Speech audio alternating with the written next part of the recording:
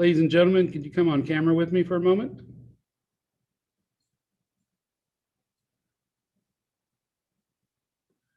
I have news that I think will make you all happy. But I need to make sure everybody is still in the Zoom.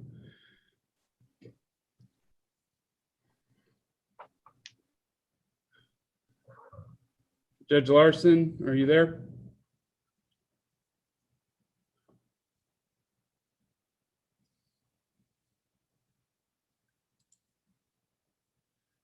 And Judge Holt, are you there?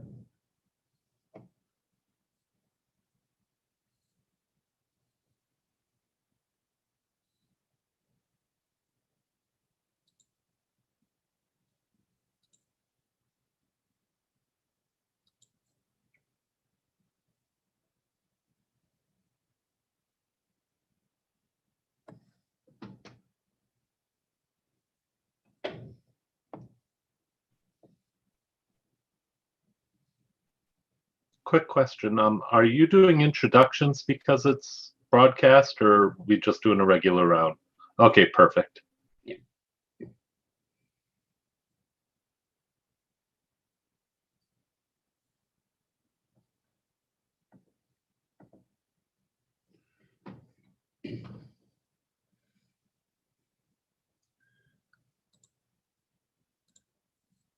Thank you, Judge Holt, for coming back. As soon as we get Judge Larson in, we will do that. So, you know, they have given me authorization to let us start the round early, not to wait till 6 p.m. Central. So that is why I poked Judge Holt and Judge Larson to get you back on camera. So hopefully, as soon as I get Judge Larson back on camera, I will let them know we're ready. There we go.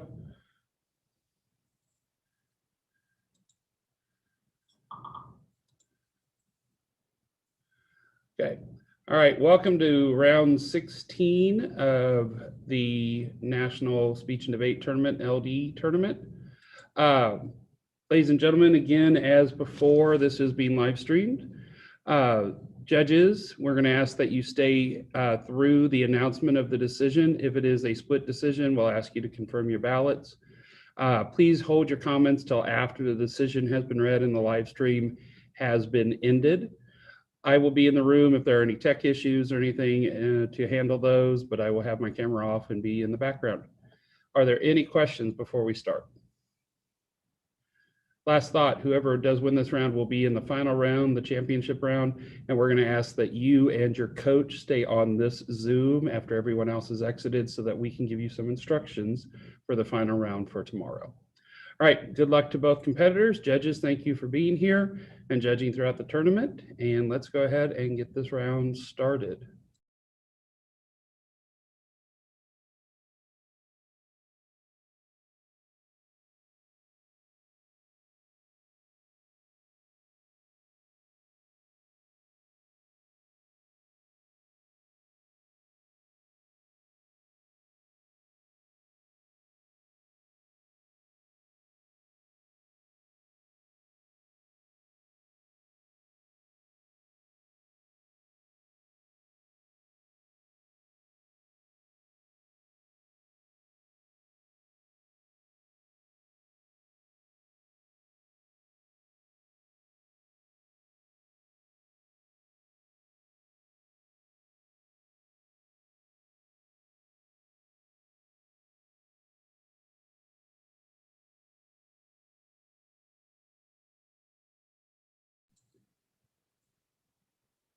Affirmative, you can start. Oh, I'm sorry. Okay. Are all my judges and is my opponent ready? Okay, with that, then I'll begin the affirmative constructive. 6 minutes starting now. I affirm the resolution resolved, a public health emergency justifies limiting civil liberties. For the sake of clarification, a public health emergency is defined by the World Health Organization as an imminent threat of illness caused by bioterrorism, epidemic or pandemic disease, or novel and highly fatal infectious agent that poses a substantial risk to a significant number of human facilities or long-term disability.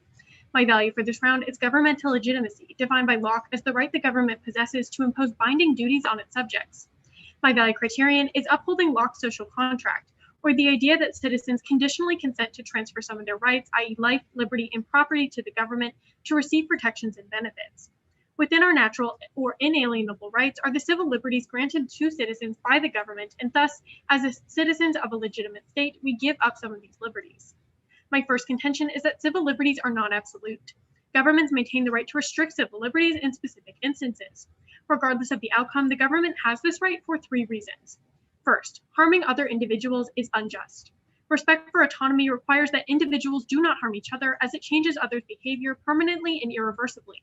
Just as we restrict drunk driving because it poses a significant risk to other people, public health emergencies that can spread and harm others, thus the state retains the right to restrict people's liberties to prevent that from occurring. Second, individual liberty can be restricted for the public good.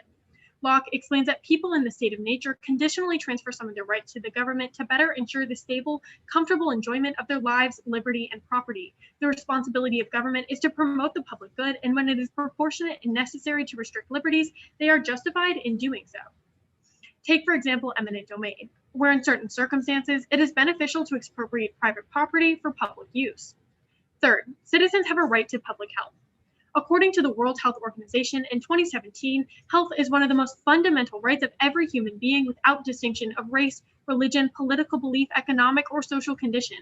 Wilson 16 argues that health is an all-purpose enabler for any number of other ends that we might value for their own sake. He continues that the right to public health entails that individuals and communities have an entitlement that their governments systematically remove public health threats by taking appropriate measures. Liberty is not absolute. And given that public health emergencies threaten individuals, the public good, and public health, governments maintain the right to restrict civil liberties during them. My second contention is upholding the social contract. Humans are prone to systematic errors in interpreting information in the world around them, affecting the decisions and judgments that they make. When making health-based decisions, there are 3 specific failures in cognitive perceptions that individuals have. First is identifiable risk, or what Jenny 97 describes as the idea that humans respond far more aggressively to a threat that involve those victims that they can easily imagine as someone they care about. The wide reporting of statistical deaths rather than personable stories leads to disregarding of non-mandatory policies.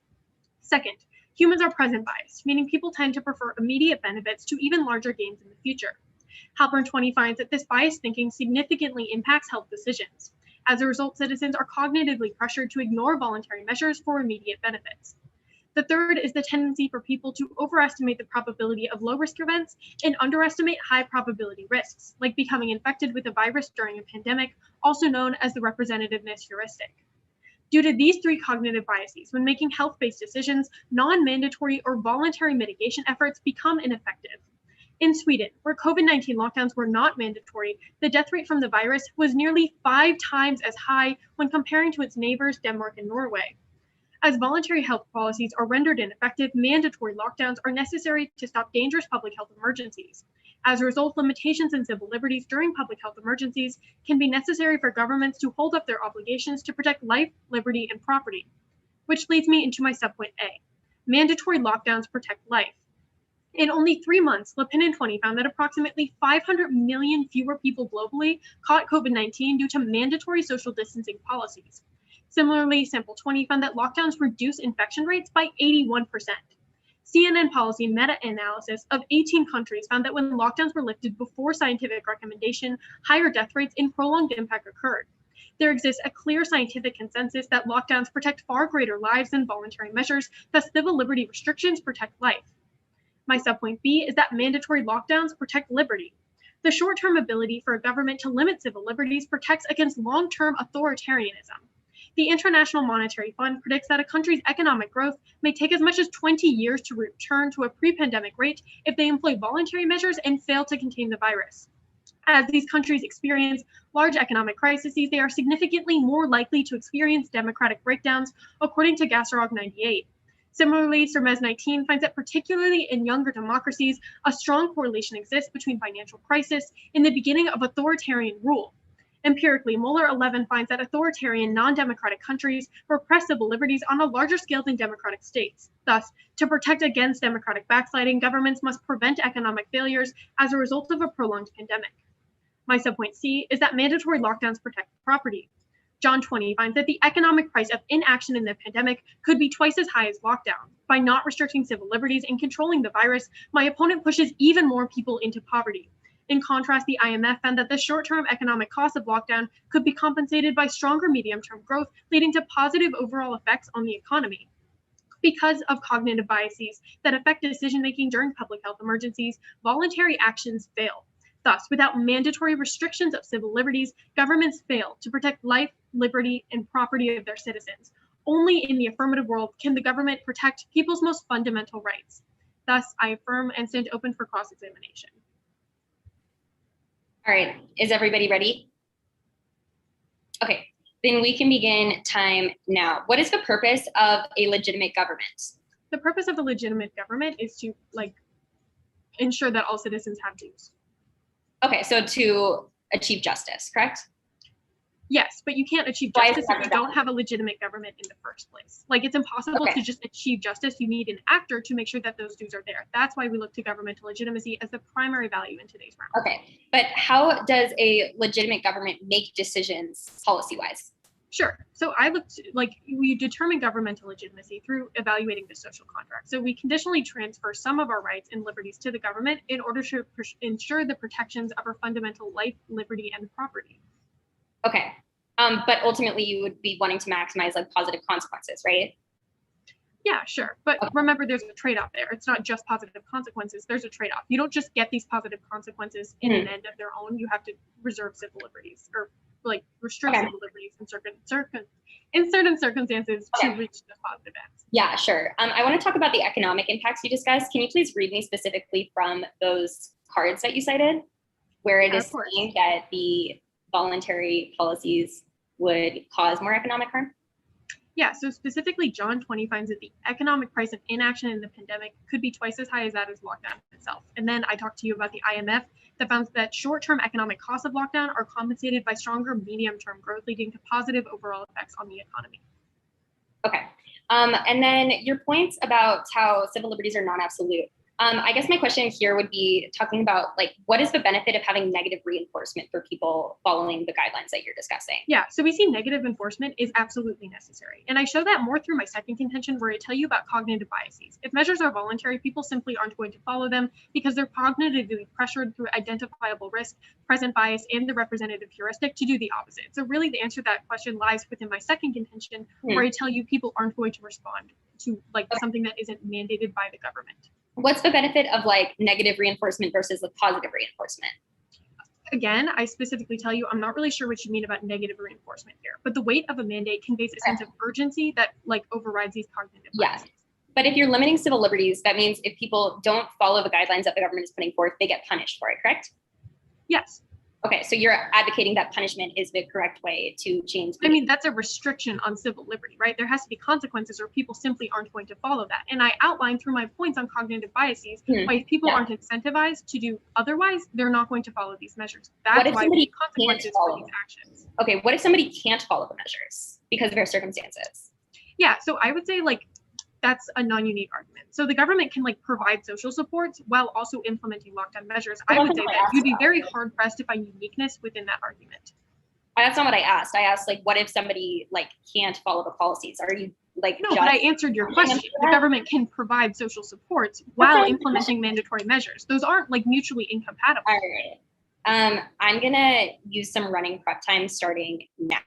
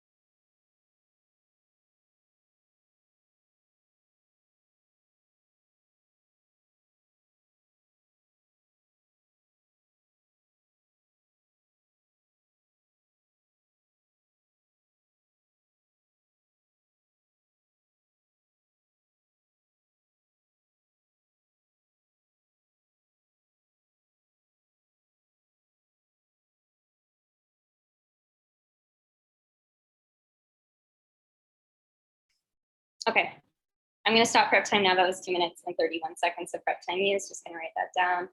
All right. With that, is everybody ready? All right. Then I will begin my time now. I negate the resolution which states resolved the public health emergency justifies limiting civil liberties. As implied by the resolution, my value will be justice defined as giving each fair due. My criterion will be consequentialism. According to Haynes in 2006, morality is all about producing the right kinds of overall consequences. Overall consequences of an action means everything the action brings about, including the action itself. Since limiting civil liberties during a public health emergency produces significant negative consequences, it is not justified. There are other effective ways to manage public health emergencies that don't require the significant trade-off. Contention 1, policies limiting civil liberties come at a massive humanitarian cost. 20. The COVID-19 pandemic has fueled a crisis for democracy around the world. The condition of democracy and human rights has grown worse in 80 countries. Governments have responded by engaging in abuses of power, silencing their critics, and weakening important institutions. Additionally, mandatory policies that limit civil liberties fail to account for people's circumstances.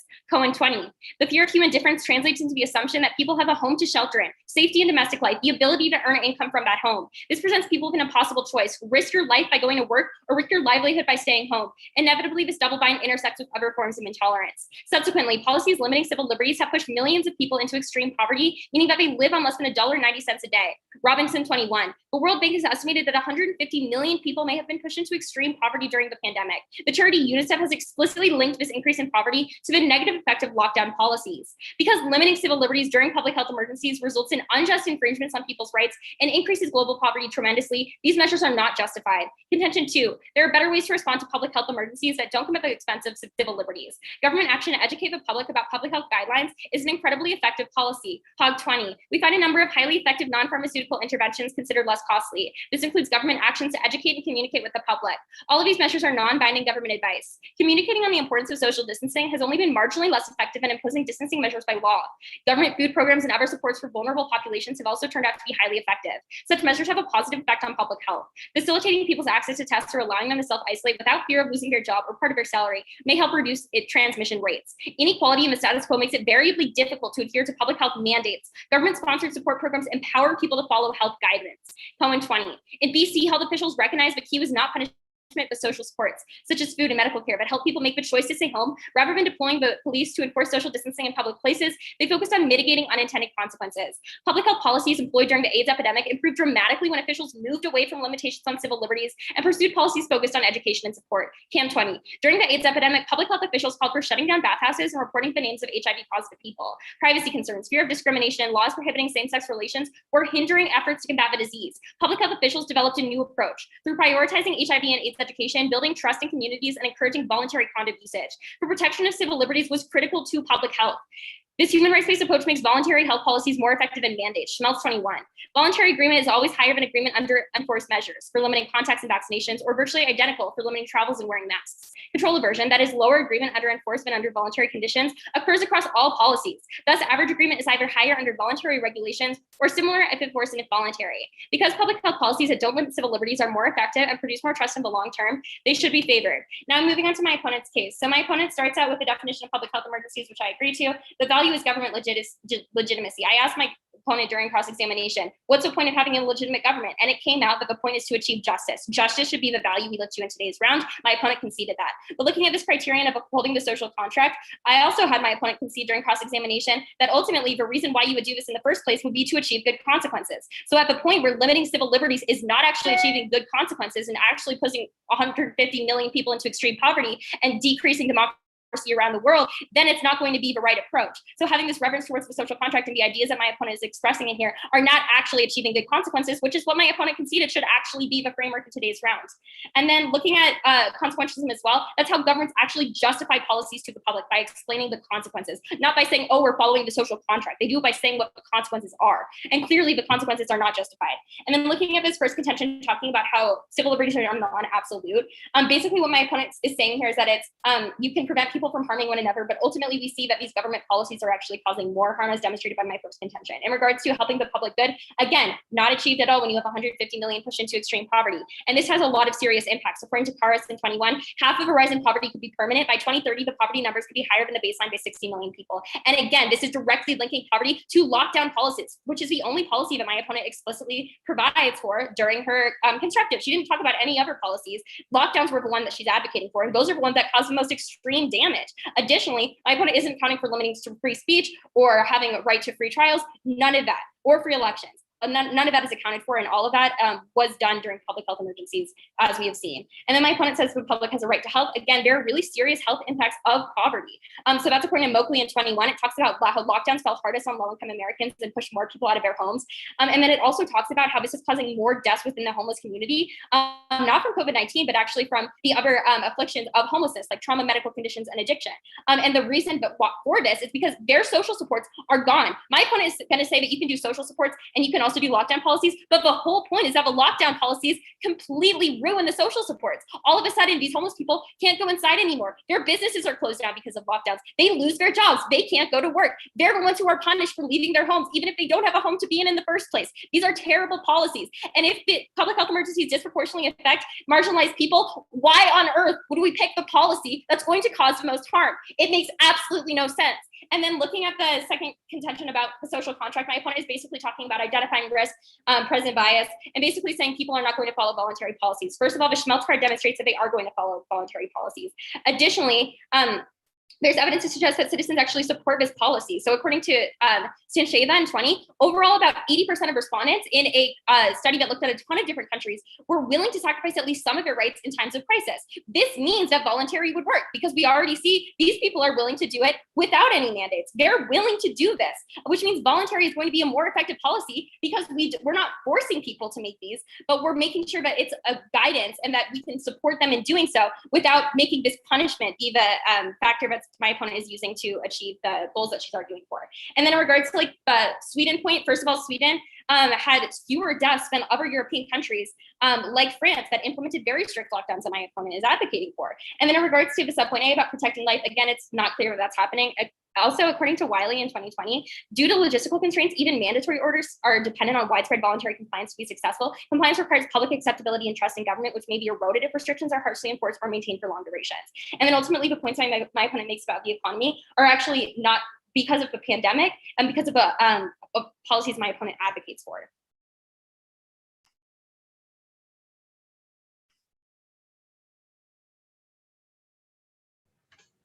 All right. Is everyone ready to jump into cross? Mm-hmm.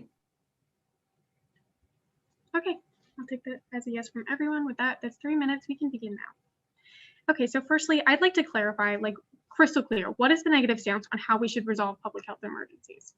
Yeah, so I think that because the negative stance is saying that you shouldn't limit civil liberties, it's reasonable for me to like describe how you could actually solve a public health emergency. So to be clear about it, first of all, you don't punish people for not being able to follow lockdown orders. You make it, and you don't have any lockdown orders at all because that includes the punishment that like ruins trust and like decreases compliance. What you do is you give people reliable information about what they can do to help protect their health during the public health emergency. But then you also provide social supports, which is what I talk about in the HOG card. And then I also talk about it within the CAM card. And in fact, that was what was most beneficial during the Okay, so we're not like, are you implementing things like voluntary lockdowns, or are we just doing like social support? No, it's not about like I said, lockdowns have very serious policies because they're saying you have to close down your business, you have to do all of these things. Those are all like components of being like a mandatory policy involved with punishment. That's not what I'm asking for. Okay, so then let's talk about this point. Can I say what I'm saying about the voluntary vote? Because I just don't want it to create confusion. Yeah, of course. Please make it brief. So the Schmelz card talking about like voluntary measures is saying like, you know, voluntary measures work best for like contact tracing, encouraging people to stay social distance as much as they can, and then also vaccinations. And they work just as well for limiting travel and wearing masks. So these are suggestions for how people should act during a public health emergency. Absolutely, I get it. For the sake of time, we're going to move on. So let's talk about social supports. Why are social supports unique to your world, and why can't we restrict civil liberties in addition to social supports? Because so the reason, and this is definitely going to be an important part in today's debate, is by having these measures that limit civil liberties, you are eroding the social supports. So for instance, when we went into lockdown within the United States, all of a sudden, homeless people couldn't go inside. And first of all, there were more homeless people because people were losing their jobs. People on the brink of society were being punished by these measures. And then additionally, we see that like it's closing down like social support networks, like sorry, I'm blanking on the name, but like people help like just institutions in place in order to support other people with like addiction or other, you know, like afflictions. Okay, but why can't like specifically government organizations, right? Like government stimulus, why is that like mutually incompatible with restricting civil liberties? Because that's just like damage control for what the lockdown is doing to people, right? So the lockdown is pushing people into poverty, punishing people for not being able to follow mandates. And then giving like stimulus checks is just trying to make up for it, but not actually being very effective. Have we seen an example when you talk about how we solve the pandemic? Like you tell me we're going to solve this pandemic through like effective risk communication, right? Have we seen that working right now with COVID-19? Effective like where have we seen effective risk communication like completely like crowd out like why we don't need mandated measures? Like where have we seen this? Like examples? Yeah. So the place we'd see it first of all is like in BC, where they decided that punishment isn't the right factor, and instead we're going to talk about like these are the things that you should be trying to do in order to mitigate health risks to yourself, and also we're going to give you support in following those things, and not mandating it, because ultimately some people are not going to be able to follow mandates, and it's under circumstances. All right. With that, I'll run prep before my next speech.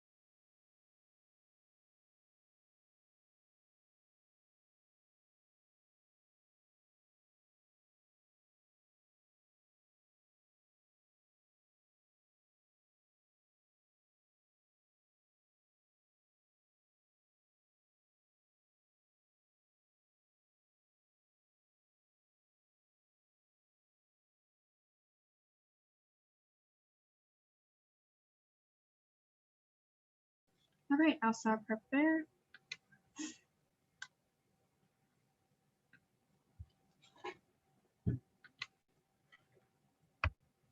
Okay.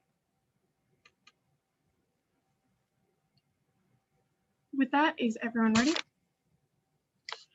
The order of the speech is going to be starting on the negative side of the flow and then just moving down to the affirmative. Since everybody is set, that's 4 minutes, and I'll begin now. Firstly, on the value of justice. Yeah, justice is important, but you're not going to be actually able to achieve justice and make sure people have their dues if your government isn't legitimate in the first place. We need to have a legitimate government in order to uphold my opponent's value. For governmental legitimacy is the actor of this resolution, but on the value criterion of consequentialism, my opponent can't answer what is a good consequence under this framework of consequentialism. She just says that we weigh actions by their consequences. Per first social contract, as it specifically tells you that good consequences are when the government protects life, liberty, and property and gives you a specific mechanism for when trade-offs can occur to achieve these.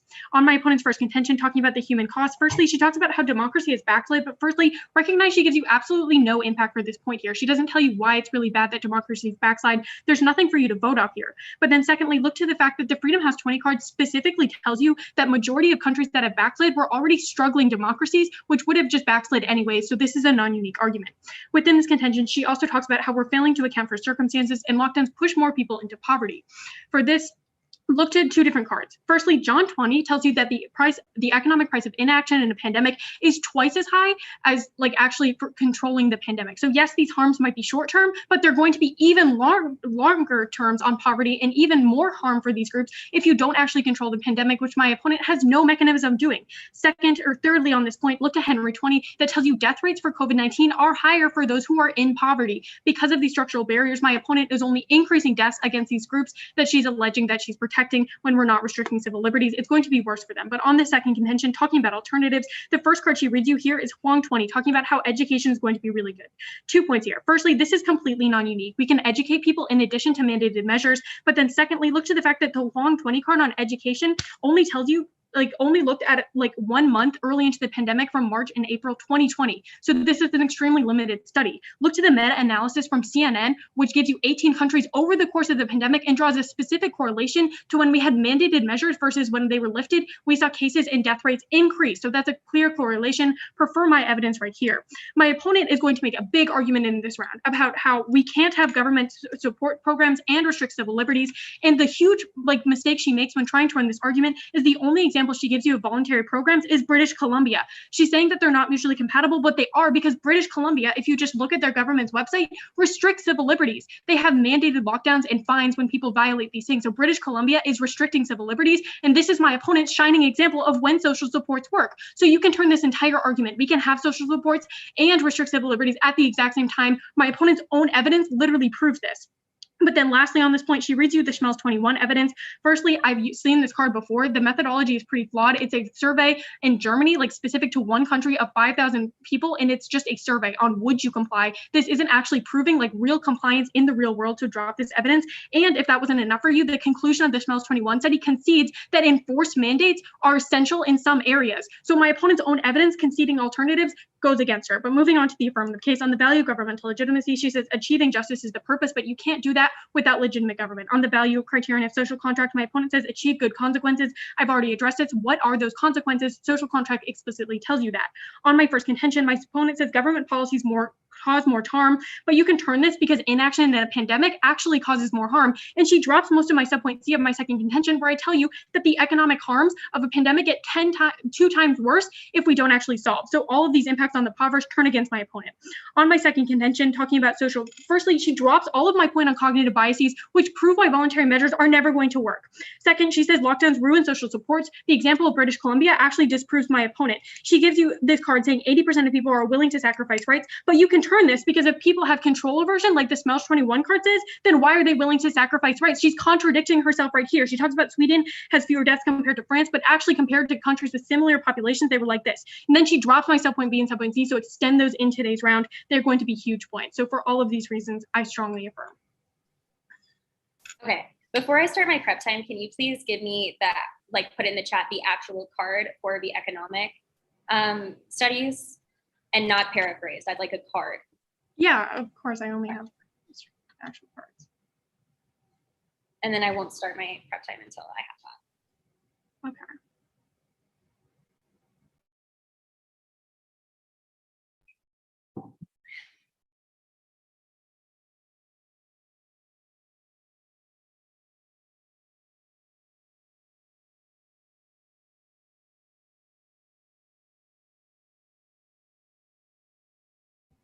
Okay, so you want me to just put the link to the original source in the chat? No, I want a card. Um, I would like the actual quote and not just okay, yeah, I learned what a cut card was like 2 days ago because my district just doesn't do that. I'm from a small district in Ohio, so I can send you the original source and tell you exactly where to control F to find it when searching so that it's convenient for you. I'm not going to make you look through the whole article. Okay, you can do that. I mean, I think it'd be better if you had cards, but Oh, I'm sorry, my evidence standards are just different in my district. okay.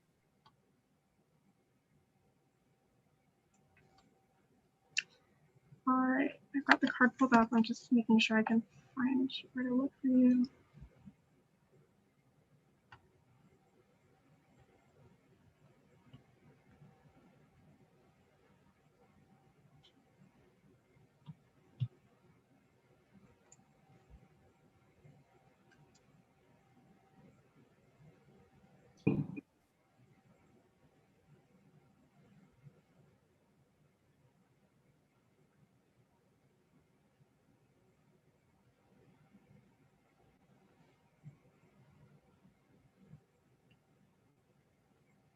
Here, I'll put the card so you can see it while I look for the right place to highlight.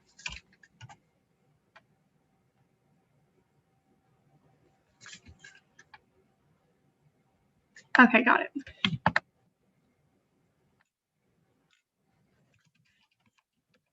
So if you control F twice, I mean, I want both of those ones, like specific evidence from the source. So that would include, I'm not sure which one you're referring yeah, I mean, to. I can tell you. Let me just, it's the IMF one where you said the IMF said it.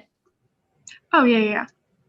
So once you have the John 20 open, I can show you exactly where to look, and then I will have. Okay, I have the John 20 open. Okay, if you do a control F for twice, it'll take you to the quote, the economic price of inaction could be twice as high as lockdown. Okay, great. And then can I have the IMF one too, please? Absolutely, I'm getting that right now.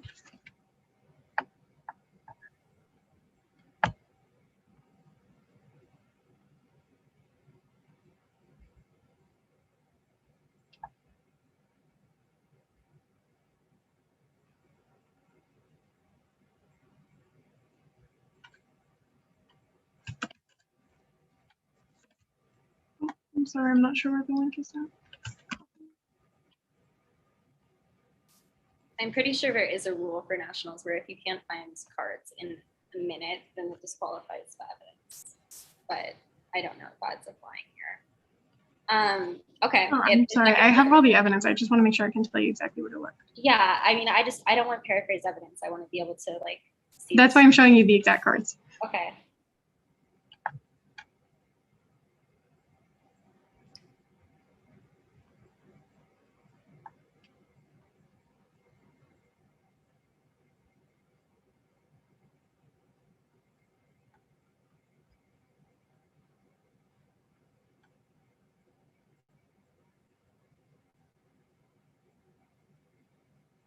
I sent both of them. I just want to make sure you're not waiting for me. Oh no, I have the IMF one open. I just need to know where to go for it. Oh, okay.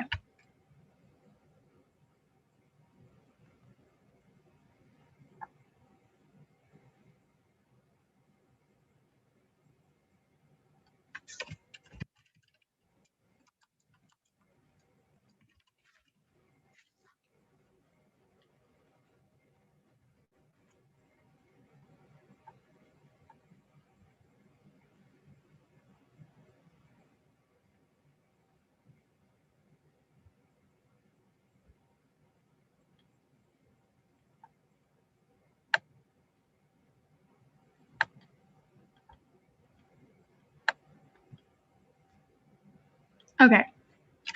If you look up, let me see. I think 20 should be able to work. Yeah, it'll take you to that paragraph where it talks about like if you don't control pandemics, it leads to like 20 years, or the rate of pandemics will take like 20 years to resolve. Okay.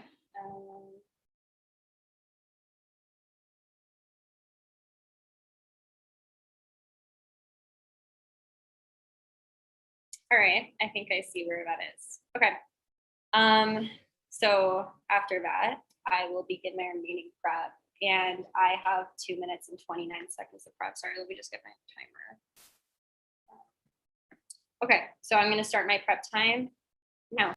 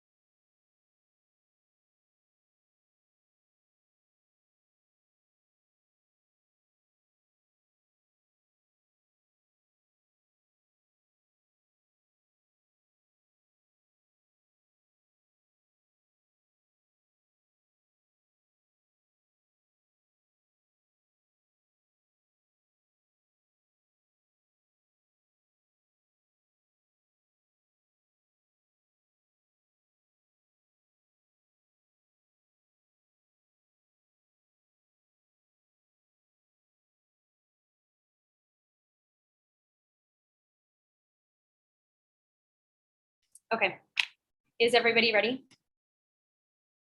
All right, then I'm going to begin my time now. So I'm going to start from the negative side of the flow. My opponent starts off by saying that justice is important, but actually you need a legitimate government for justice, conceding that justice is the actual value that needs to be considered in today's round. So if we should go forward doing so. And then looking at this criterion of consequentialism, my opponent said that I wasn't able to answer what good consequences are, although she didn't even ask me what they were. Had she asked me during cross-examination, I can absolutely tell you what good consequences are and what bad consequences are. First of all, we need to look at this massive bad consequence of extreme poverty that's being created on the F. And then we also have to consider this massive consequences of democracies declining in 80 countries. Those are massive consequences that need to be considered. And then we also do need to look to saving lives, which I do effectively, and I demonstrate how I would do it within my second contention, but I'll reiterate that more later. Ultimately, my opponent gives you no reason not to use consequentialism as a weighing mechanism in today's round. So we're not just looking at lives, although I am protecting life, but we also have to balance that with the impact of the policies my opponent is advocating for, which also needs to be considered. Now, looking at this first contention that I gave, talking about the massive humanitarian cost of these policies, in regards to the Rapucci card, my opponent says that there's no impact. If democracy declining in 80 countries is not an impact enough, I don't know what is. It's a major problem. My opponent herself concedes that democracy declining is bad within her own case. However, I provide a much stronger link to how that's going to actually happen on her side of the resolution. But additionally, my opponent said that they're actually just going to backslide anyway. That is just completely not true. First of all, there's no evidence to support it. And just saying, oh, well, they're going to backslide anyway, whatever. I guess we should just do a policy that's going to actually force them into backsliding. It was just going to eventually happen. That is not true. There were countries that are on the end of being democracies, and then the pandemic came along, governments use that as a justification for limiting their civil liberties, and now they're not democracies anymore. That is a massive, massive impact. The exact thing happened with India.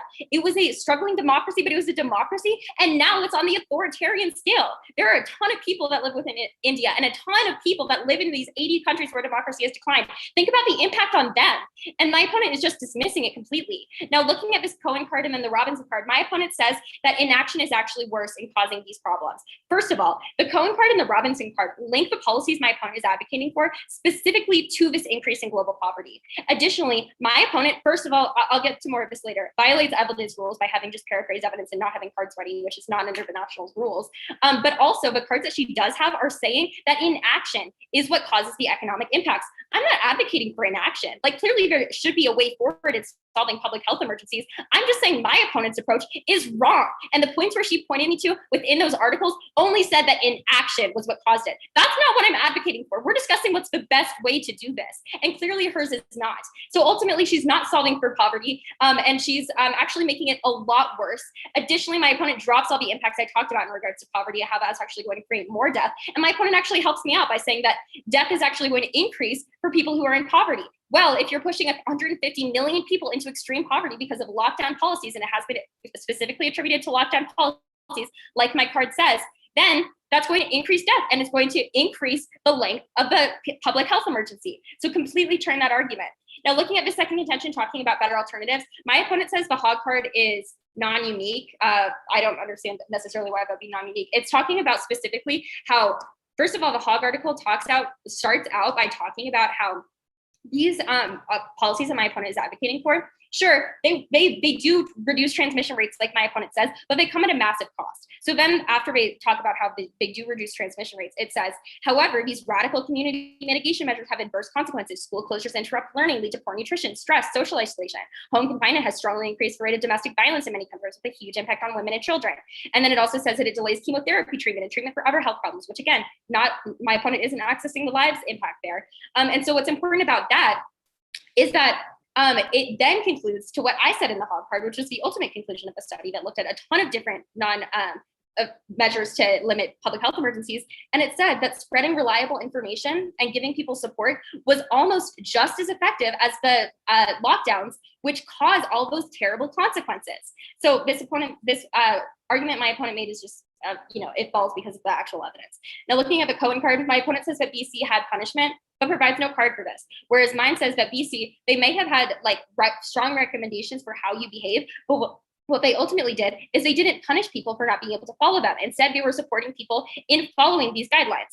If there's not punishment, then it's not limiting civil liberties. My opponent drops the CAM card, talking about how in the AIDS epidemic, trust was absolutely critical. And then in the Schmelz card, my opponent says that it's flawed and it's actually not enough information. First of all, the Schmelz card is talking about a country that does have a good amount of trust, and yet they still have control aversion. And then my opponent is saying that it's not enough, but I gave a card talking about how 80% of people are willing to do these policies, follow these guidelines anyway, regardless of whether or not it's mandated. Now, looking at the app side of the resolution, we can cross-apply arguments about framework. It's clear that I win on that point. That's going to be the first major voting issue. But then in regards to my opponent's first contention, talking about how these are non-absolute and for the public good, again, completely turned by my first contention, talking about all the drawbacks. And then the second point about reducing cognitive ideas and having voluntary compliance. Again, it's not proven because I demonstrated that there would be voluntary agreement in this world. And then my opponent drops my point about Sweden and how other countries had the exact same death rate, even though they had much more stringent measures.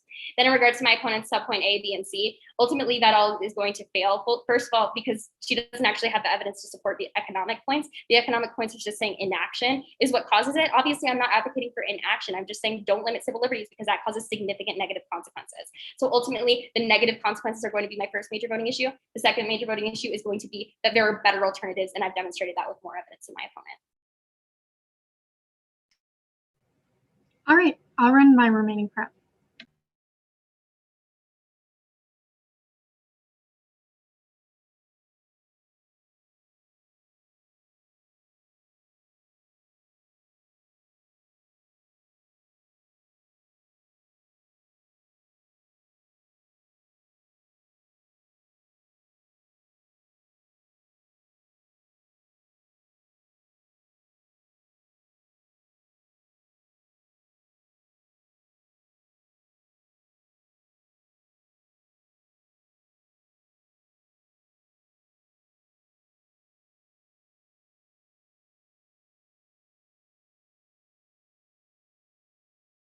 All right, that seems to be about prep time.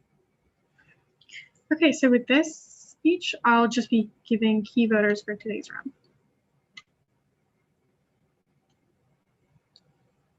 All right, is everyone ready? That's 3 minutes and I'll begin now. Okay, so framework is pretty much very similar here, but look to the fact that on consequentialism, my opponent just says, well, we know what good consequences are if I answered the question in cross. That's not conducive to like a good framework in which we know exactly what good consequences are. Your framework should answer that question anyways. I shouldn't have to ask in cross-examination. On social contract, I give you specific goods that the government's like end goal is, which is life, liberty, and property. So prefer that framing in today's round, but I'll win under either because they're both consequentialist frameworks. There's going to be 2 key voting issues. Firstly, is going to be alternatives don't work, and second is going to be life. So firstly, let's look at alternatives not working. There's pretty much 3 different cards that my opponent reads that essentially she says proves that her side of this debate wins. So firstly, she reads Huang 20, which talks about education is really good.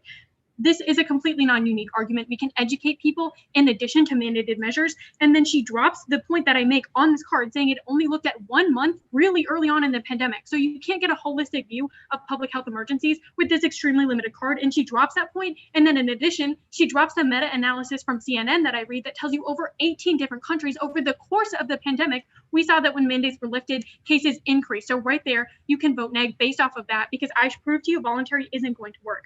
But then second, let's look at the example of British Columbia. She says I don't have a card, but I specifically reference the British Columbia's website. It doesn't have a date, so I can't give you a specific date. But on British Columbia's website, they specifically tell you that they have restrictions on COVID-19, which means this is a dropped argument. And every time she says social support isn't compatible with restrictions, her own example disproves this.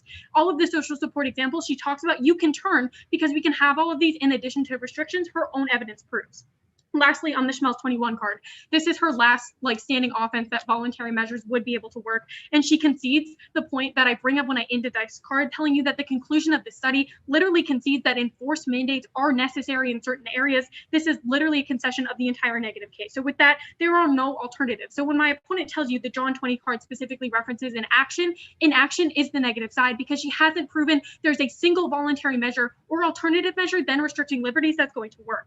With that, my second key voting issue is going to be life because the affirmative is the only side that actually protects life. Look to my first key voting issue that 500 million fewer people died as a result of restrictions on civil liberties. The CNN card, which looked at 18 different countries over the course of the pandemic that my opponent completely drops, specifically tells you that when we saw specific mandates by the government, it led to reduced cases. And when these mandates were like eased up, we saw that these cases actually increased. So that's a direct correlation right there to life. What's important is that we see what my opponent world looked like. We know that in countries like Sweden, where civil liberties weren't restricted, the death rate from the virus was nearly 5 times as high. My opponent can only give you voluntary measures and all of them fail. Remember the economic points that turn all of her economic impacts. The economic impacts of the pandemic get even worse because as I've shown you, her side is inaction and my card tells you that inaction raises the economic price of the pandemic by 2. So all of her impacts on her first contention turn against her because poverty gets worse when we don't control pandemics. For all of these reasons, I strongly affirm. Good debate. Great round.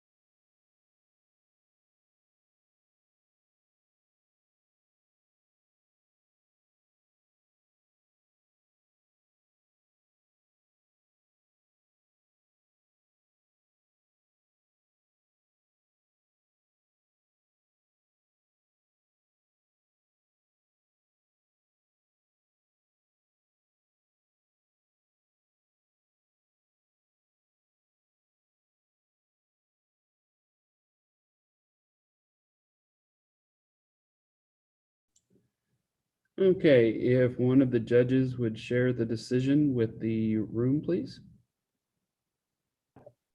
I can do that. Give me just 1 second.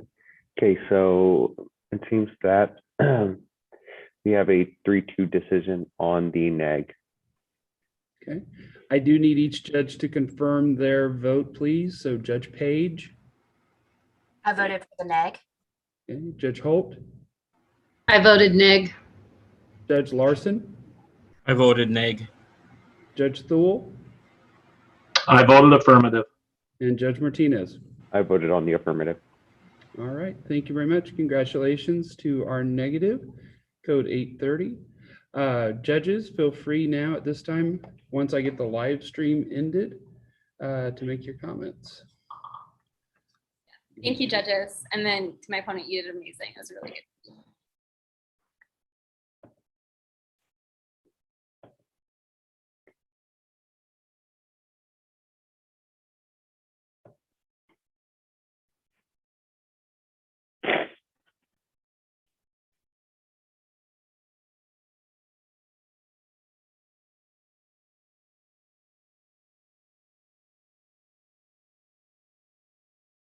Stream. Stream. Hi, everybody. I'm Mike Patterson. I'm the co-chair of this event for the national tournament. Wait. What? Jonathan? Mike, Jonathan's yelling at me. Mike, they didn't cut the live stream yet. Oh, They didn't cut the live stream yet. okay. I can wait. By the way, if you wanted an answer to how's it going in extent debate, they just pulled back a topic.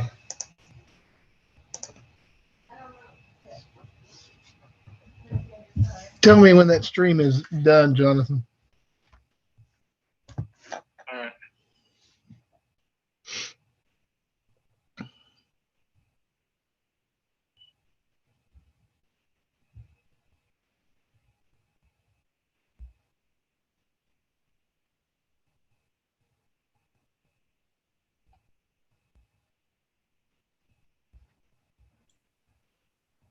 Still going? Still going. I'm tagging him again. Okay, y'all, I got a story. I know you got something Yeah. going on. No, Russ, Russ, we can hear you. So hang on. I'm in the room right now. Oh, okay. All right, sorry. And I don't know that it matters whether, people hear this on the live stream. So it's not like earth shattering. I'm not going to say,